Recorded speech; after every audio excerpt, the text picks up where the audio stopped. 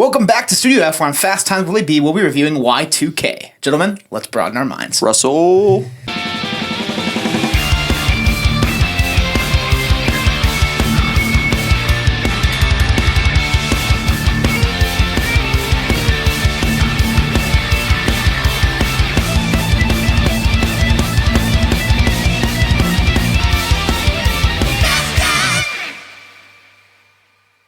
Welcome back to Fast Times Willy B. I'm Willy B. I got Kris with me. Kris, how we doing? Yes, sir. Doing good. How you doing? Doing well. So today, we're reviewing the latest A24 film, that is Y2K. A fun one.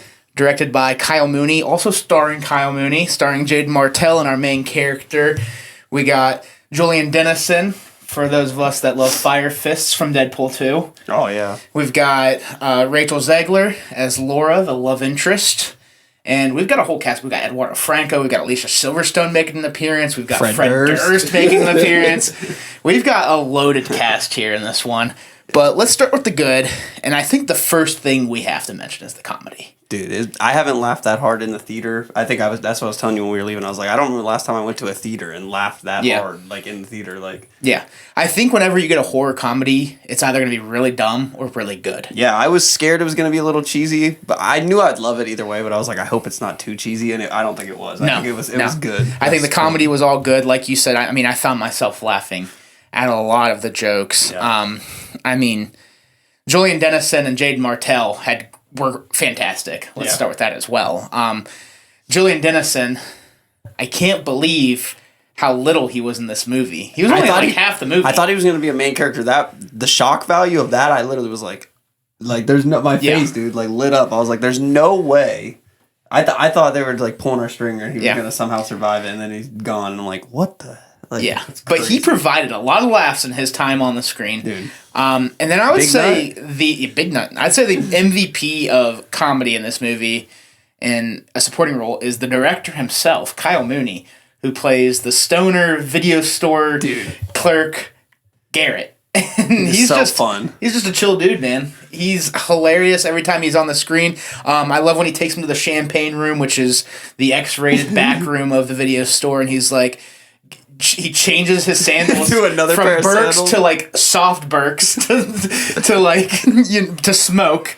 So funny. That whole scene's really funny too when he... And then they go back to it because Eli gets his shoes after he throws his in the river, and he goes back and you barely notice it, just shows it for a second, doesn't say anything about it. He's like, I got to get something from the video store, and I'm like, what does he get? And it's the Birks. The soft slippers, man. You love it. But Garrett's the dude all the way up to his demise as well, which was... heartburn. Honestly, Danny and Garrett's ending made me sad. Dude, they were the two funniest characters for sure. Yeah.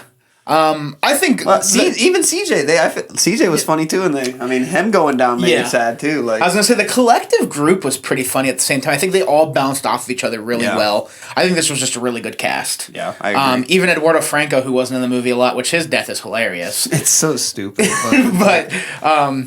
Even when he's on the screen, the limited time he's on, he's hilarious. He's the one that coins them Big Nut and Little Nut. Big Nut and Little Nut. Danny and Eli. Another thing I really liked about this film was the nostalgia. Yeah. It throws up 90s all over you. 99 into 2000, Y2K. You've got all of the music. The intro scene alone immerses you into the late 90s, early 2000s with the AOL boot up. Oh, yeah. The dialing. And then, he has the Insta message with all of them. So that alone gets you started. And I really like the intro into the title sequence, which is him pulling out the disc that he just burned and writing Y2K. Y2K badass. Yeah. I thought that was really good. Soundtrack for the movie, pretty much. The soundtrack, the soundtrack definitely was good. Fire. Obviously, I feel like the main theme being Tub Thumping by Chumbawamba.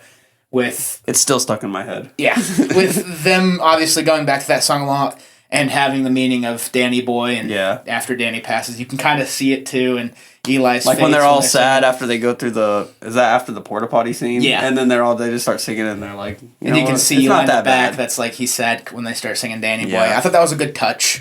Well written.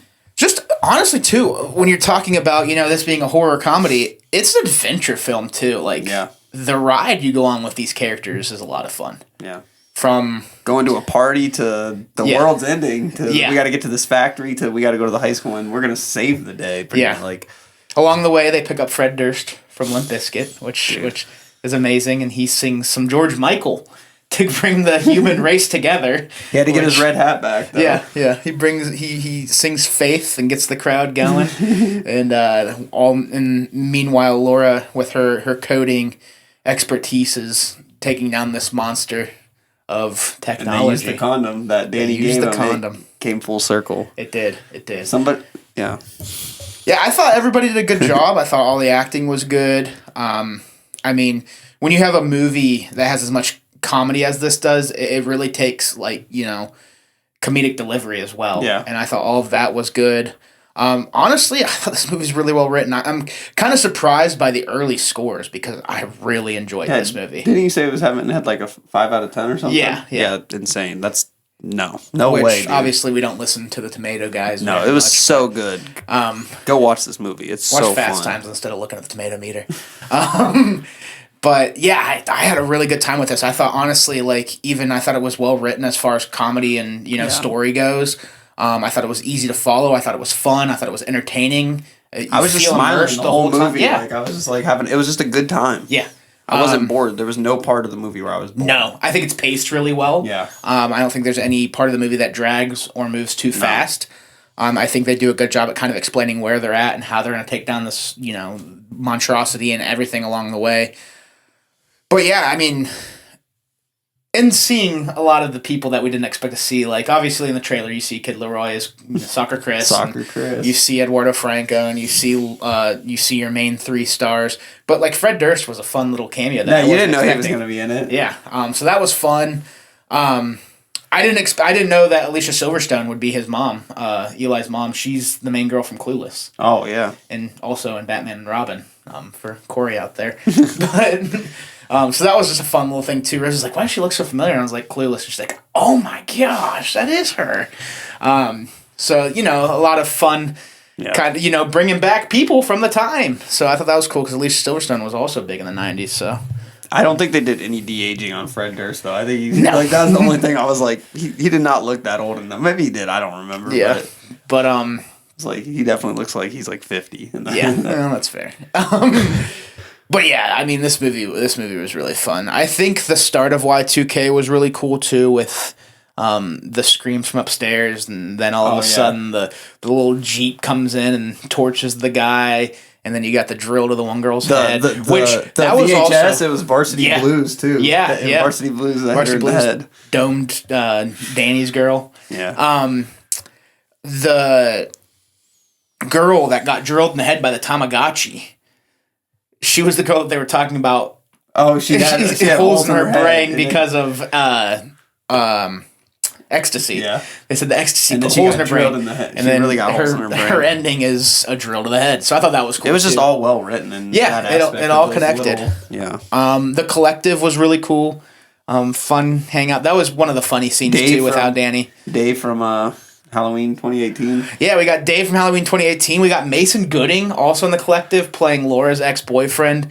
From the Scream franchise. So we're in the Collective. They're collecting horror slasher characters. So that was fun too. And they were all just stoners that are living in this factory. Yeah, with no technology. They're off the grid. He's like, we've got weed. He says we got herbs. We've got acid. We've got one beer. We have to share that. Yeah. Garrett was the man, dude. Shout out Kyle Mooney for the direction and for Garrett because he was awesome. Thank you, Kyle Mooney.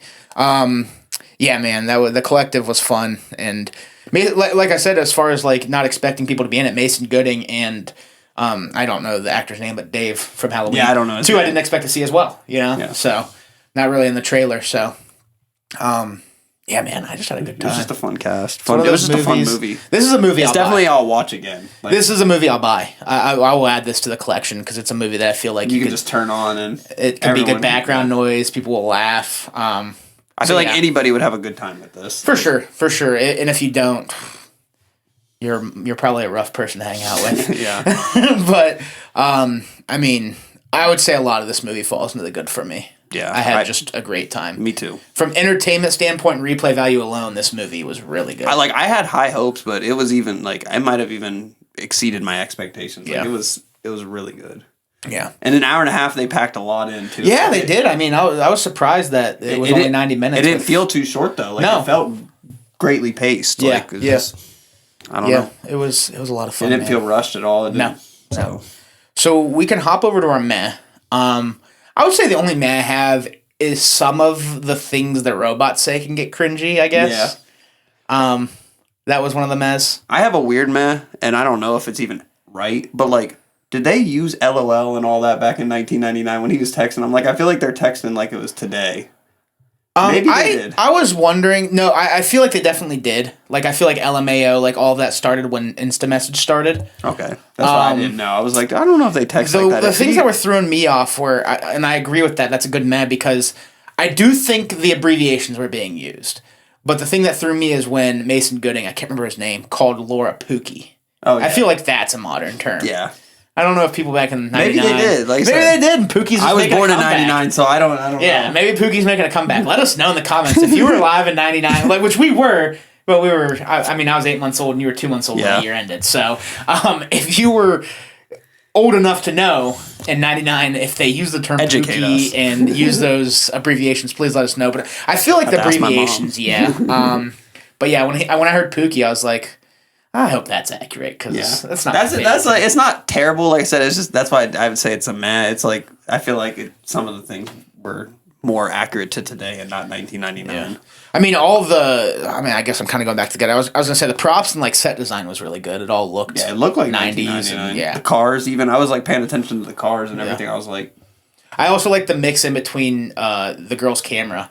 So it kind of looked like you were watching it at home video. Oh, yeah. And it kept flipping between. I thought that was cool, too. Yeah. But yeah, my only really big meh is sometimes the technology monsters could get cringy. Yeah.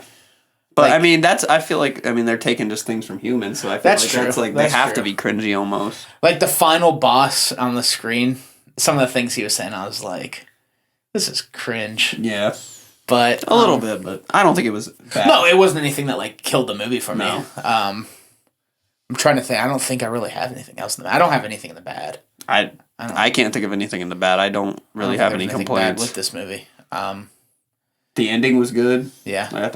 I just thought everything was good. Yeah, I mean, even like the kills and I mean, I guess you could say Kyle Mooney's head definitely was fake when it got chopped off, but like it was funny. Yeah. So, like you can't even be mad at it. Somebody said Garrett. He said pretty cool for a white guy with dreads. Yeah, that's what she said. It was a good time.